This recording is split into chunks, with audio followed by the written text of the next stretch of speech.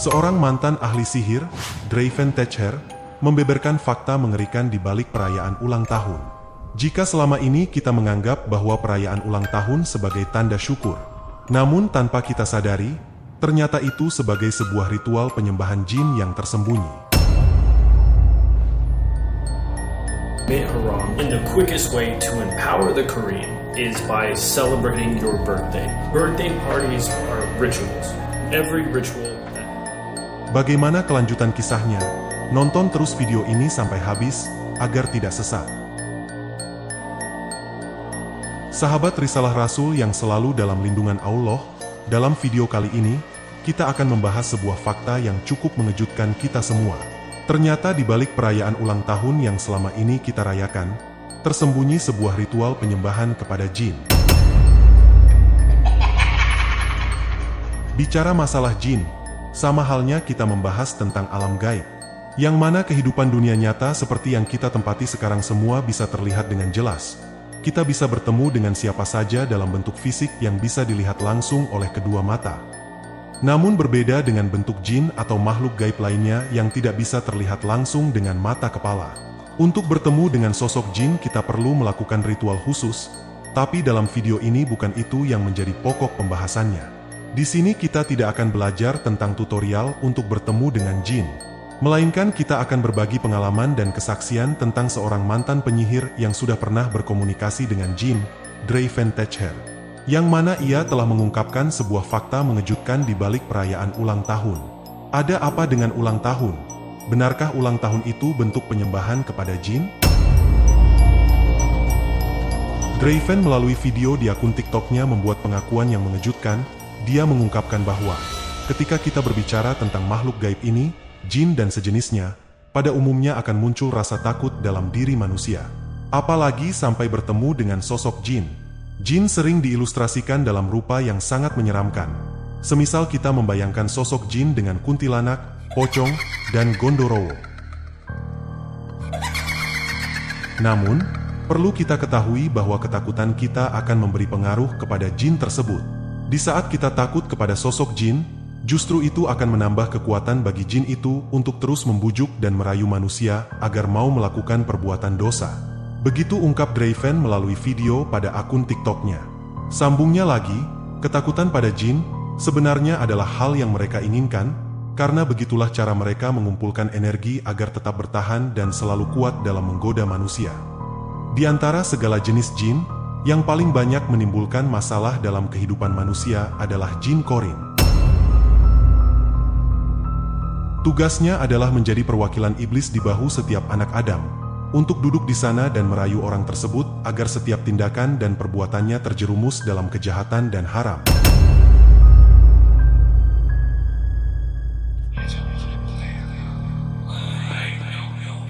Dan cara tercepat untuk membuat jin korin menjadi lebih kuat dan semakin bersemangat dalam menjalankan tugasnya, yaitu dengan cara merayakan ulang tahunmu.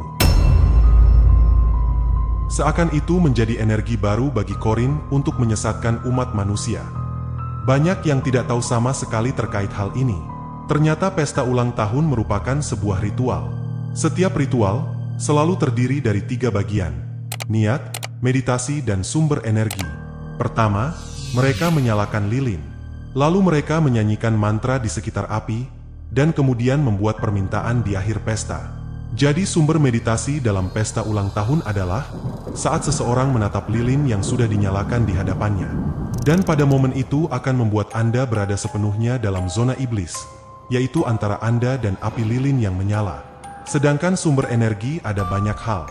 Di antaranya, orang-orang yang ada di sekitar, teman-teman Anda akan menyanyikan mantra tersebut, yang biasa kita kenal dengan nyanyian ulang tahun, dalam berbagai lirik dan irama yang sesuai dengan budaya setempat. Kalau kita di Indonesia sering menyanyikan lagu Happy Birthday, dan jenis lagu lainnya dengan tema Selamat Ulang Tahun.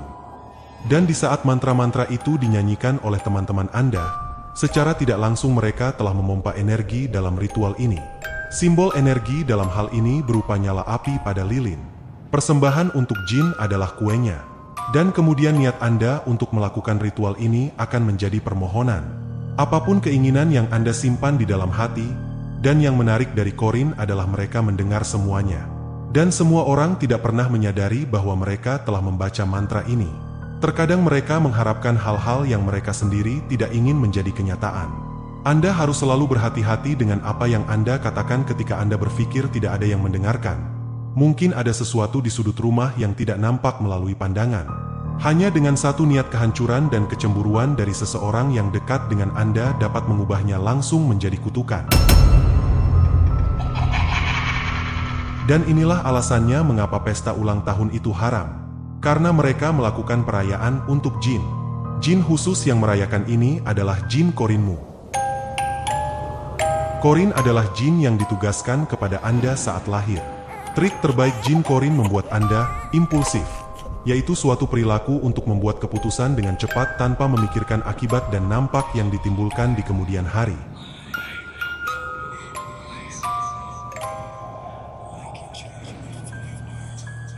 Untuk melawan jin Qorin sebenarnya mudah. Yang diperlukan adalah sedikit usaha dari diri kita, sedikit disiplin dan pengendalian diri.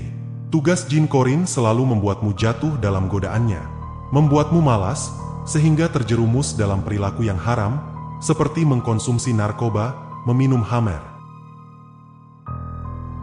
Dan ketika Anda mengabaikannya, tidak menuruti keinginannya, maka sama halnya, kamu telah mengambil semua kekuatan mereka. Mereka membutuhkan kesalahan Anda untuk mengisi kehidupan mereka sendiri. Draven Techer, seorang mantan penyihir, yang sempat bersekutu dengan jin dalam mempelajari ilmu hitam. Ia mengungkapkan, setelah sekian lama melakukan praktik sihir, akhirnya ia pun kemudian berhenti setelah bertemu dengan seorang muslim lalu menjadi mualaf. Kebanyakan orang tidak begitu mengerti mengapa saya melakukan ritual selama bertahun-tahun, lalu masuk Islam. Dan saya menceritakan semua hal ini kepada Anda berdasarkan pengalaman saya, yang telah menggeluti secara langsung dalam dunia sihir. Intinya yang perlu Anda pahami, Islam tidak pernah mengajarkan untuk berdoa atau tunduk kepada Lucifer. Satu-satunya orang yang saya ajak bicara setiap hari di hidupku adalah seorang pria muslim. Dan kami akan berdebat sepanjang waktu melalui telepon tentang keyakinan kami dan kami akan berbagi pengalaman berbeda. Cerita yang berbeda tentang apa yang kami yakini. Pertama kali saya mengenal Islam, melalui jin muslim, jin tersebut adalah jin yang bekerja bersama saya ketika saya belajar ilmu sihir. Dan melalui jin itu juga saya mengenal Al-Quran. Muslim adalah satu-satunya dengan keyakinan tauhid yang memahami dunia spiritual dengan benar. Sekarang masih banyak jin jahat yang ada di sini untuk menimbulkan masalah dan berusaha menjauhkan kita dari Tuhan. Dan saya tidak menganjurkan Anda bekerja sama dengan jin. Jangan lakukan apa yang telah saya lakukan. Tapi kita ke pokok pembahasan, mengapa saya menjadi Muslim. Sahabat baik yang saya ajak bicara setiap hari bagaikan paman, dialah yang saya datangi untuk meminta bimbingan. Dia orang pertama yang kutelpon ketika saya diculik dan akhirnya keluar dan melompat dari mobil dan hampir kehilangan nyawa saya. Seorang pria Muslim Afrika Amerika telah menunjukkan pada saya lebih banyak cinta daripada yang dimiliki keluarga saya sendiri. Jadi berdasarkan prinsip, hati saya selalu terbuka terhadap Al-Quran dan terbuka terhadap Islam. Jadi saya terus belajar Al-Quran. Saya terus belajar, dan setiap kali saya belajar lebih banyak, saya selalu merasakan kedamaian yang luar biasa. Itu adalah momen pertama dalam hidup saya di mana semua rasa sakit telah hilang dari diriku. Momen yang benar-benar dapat membuat aku menjadi lebih tentram dan damai dalam menjalani kehidupan.